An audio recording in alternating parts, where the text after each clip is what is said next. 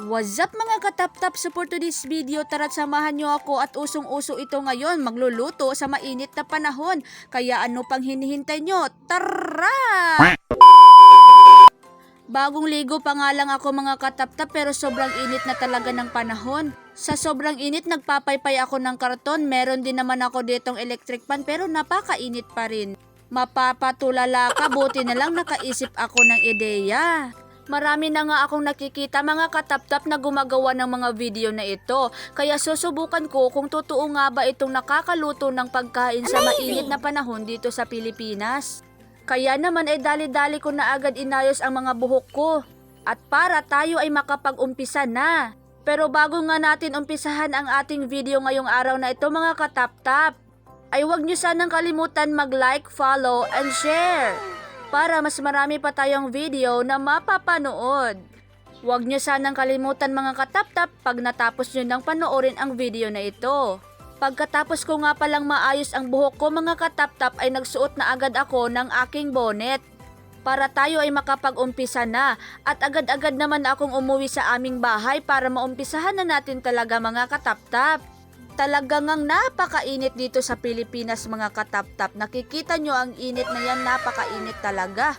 Pagkadating ko nga sa bahay mga katap-tap ay agad-agad kong binuksan ang aming pintuan para kunin itong kawali. At pagbukas ko nga ng kawali namin mga katap-tap ay may laman pa na ulam.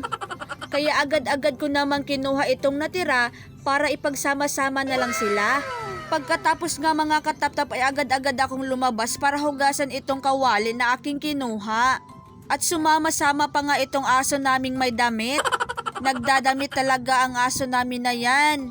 Pero yung damit niya ay iisa lang. Nilalabhan na lang tapos babalik niyang susuotin. At heto na nga mga katap-tap ay hinugasan ko na ang kawali kong kinuha. Para agad-agad na tayong makapag-umpisa sa ating lulutuin. Alam kong excited na kayo kung anong kalalabasan nito. Isama na rin pala natin mga katap-tap ang pato naming nalangoy. Kasi natutuwa ako sa kanilang paglalangoy kaya gusto ko ring masaksihan ninyo ang mga ito habang lumalangoy. At ito talagang aso namin, kahit saan ako magpunta lagi itong sunod ng sunod. Gustong-gusto niyang sumama palagi mga katap-tap. Ito nga pala ang sobrang init dito sa Pilipinas mga katap-tap.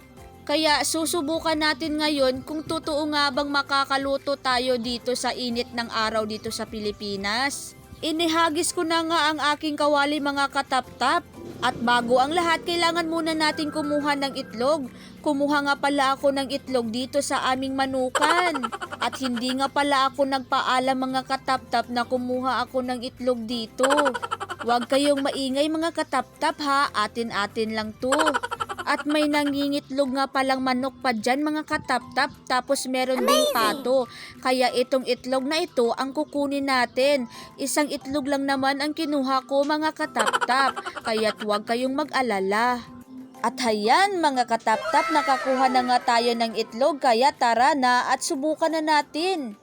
Naglagay na nga pala ako ng oil dyan mga katap-tap para susubukan na talaga natin kung totoo nga ba itong nangyayari na ito.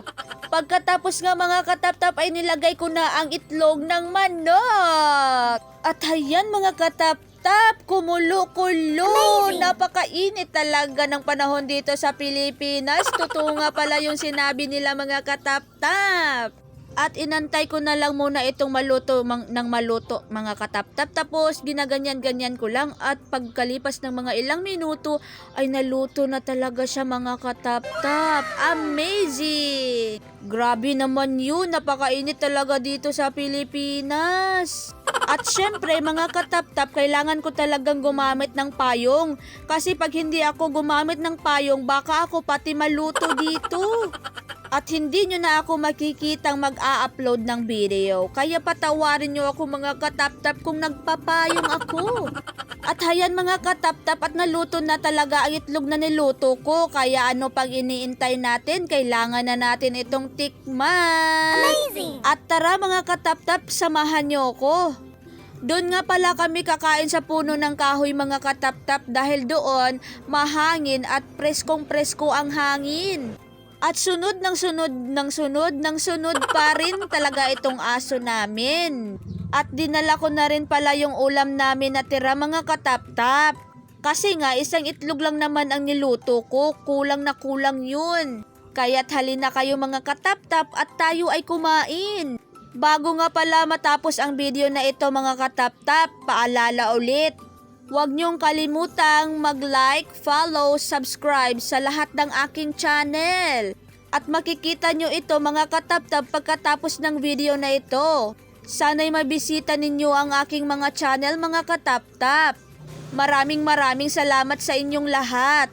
At mga katap-tap kung gusto niyo ding ma-shoutout sa susunod na video, huwag niyong kalimutang mag-iwan ng comment sa baba. Para naman ma-shoutout ko kayo mga katap-tap. Hanggang sa muli mga katap-tap, tayo ay magkita-kita.